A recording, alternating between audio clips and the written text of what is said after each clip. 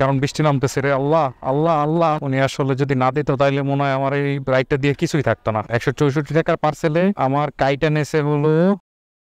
Hello hello সবাই, কি অবস্থা সবার? আশা করি সবাই ভালো আছে। নতুন একটা ভিডিওতে আপনাদের স্বাগতম। আমি আছি হলো ইউসিবি চত্বরে। এখন যাইতেছি, একটা প্যাসেঞ্জার আছে, অ্যাপসে কল করছে, ওনারা রিসিভ করতে যাইতেছি। উনি আছে ভিতরে, পড়তেছে বৃষ্টি। জানি না কত সময় বৃষ্টিটা হয়। অ্যাপসে যে কল দিছে উনি যাবে হলো মেরুনবাড্ডা ব্র্যাক ইউনিভার্সিটির ওইদিকে যাবে। আরে আল্লাহ রে, বৃষ্টি তো ভালোই নামবে না কি আল্লাহ মাহবুব জানে। ম্যাগ করছে একটা, ম্যাগের কারণে বৃষ্টি হইতেছে। তো বাইরেটা রিসিভ করি, তারপর আপনাদের সাথে কথা বলতেছি। চলেন। বুঝছেন ভাইয়া, ব্যাগটা ঝামেলা করতেছে ভাই। না বৃষ্টি এই পর্যন্তই, ম্যাগটা এই পর্যন্ত তো বাইরে রিসিভ করা শেষ। এখন যাবো মেরুনবাড্ডা। চলেন একবার ডাইরেক্ট নামাই, কারণ বৃষ্টি নামতেছে রে। আল্লাহ আল্লাহ আল্লাহ। ভাইটা নামাই দিলাম। নামানোর পরে বিল আসছিল 193 টাকা। তোমার কাছে বাংতি নাই, আমার কাছে বাংতি নাই, এই জন্য বললাম যে বিকাশে দিতে। ওনার হোয়াটসঅ্যাপে আমি বিকাশ নাম্বারটা পাঠাই দিছি, দেই উনি পাঠাই দিবেন। এই পরের ট্রিপটা কই পাই? লাল হয়ে আছে, হিন্দাই তো 15 টাকার কথা। এটা নামাই ওয়েট করলাম না, ডাইরেক্ট যাইতেছি এখন বনশ্রীর দিকে, কারণ এখানে যাত্রী পাবো না। ওনার গাড়ি চালাইছি প্রায় 10 কিলোমিটার। গাছে ঘড়িতে 10টা 52। বনশ্রী যাচ্ছি, বনশ্রী দিয়া ট্রিপ নিয়ে তারপরে আপনাদের সাথে কথা বলতেছি। চলেন ট্রিপ নেই বনশ্রী দিয়া। পুলিশ ধরছিল কিন্তু সব তো ঠিক আছে, ঝামেলা নাই। ঢাকা শহরে ঝামেলা থাকলে কি আর গাড়ি ঝামেলা প্রায়। যাই পার্সেলটা পিক করি, তারপর আপনাদের সাথে কথা বল। দড়ি আনছেন? পার্সেল আসছে, ধরবে নাকি আবার? লিচু কোথায় পাঠাচ্ছেন? ও ভালো, দেন আমার কাছে দেন, আমি বাঁধি, দেখি হয় কিনা। ও রে, বিকাশে পেমেন্ট করে দেন, আমি হোয়াটসঅ্যাপ নাম্বারে পাঠাই দিতেছি আপনাকে। এখন আমি যদি লিচু মনে করেন বাসায় নিয়ে যাই, তাহলে কি অবস্থা হবে না? আমি যা বললাম না পড়ে না।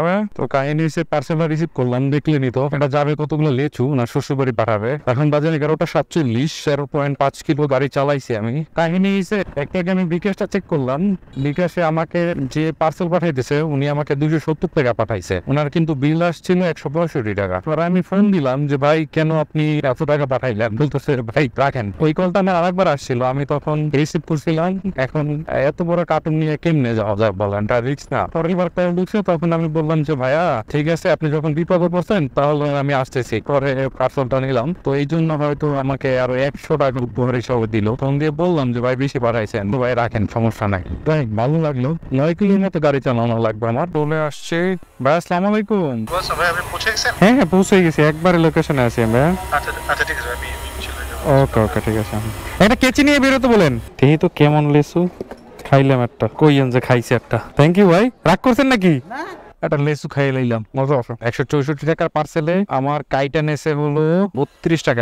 একটা পার্সেল থেকে কাইটা নেছে, তাহলে আমার থাকতো কত? 130 টাকা। 9 কিলো গাড়ি চালাইয়া 130 টাকা থাকতো। চিন্তা করেন তাহলে পার্সেলে কতটা লস। আর ভাইয়াটা আমার কাছে দিছে হলো 270 টাকা। উনি আসলে যদি না দিত তাইলে মনে হয় আমার এই রাইডটা দিয়ে কিছুই থাকতো না। ওকে, পরের যাত্রীর জন্য অপেক্ষা করি। মোহাম্মদপুর থেকে ট্রিপ পাবো শিওর। তো একটা লিচু যে খাইছি ওটা বলছি ভাইয়াটারে যে আপনার থেকে একটা লিচু খাইছি, তো উনি লিখছে no problem, thanks brother. Parcel কই যাবে জানেন? একবার 18 নম্বর সেক্টর যাবে। পাশাপাশি তো আমি যাত্রী নিমুই মনে করেন। যাই পার্সেলটাকে রিসিভ করে। কত মিটার? 290 মিটার দূরে।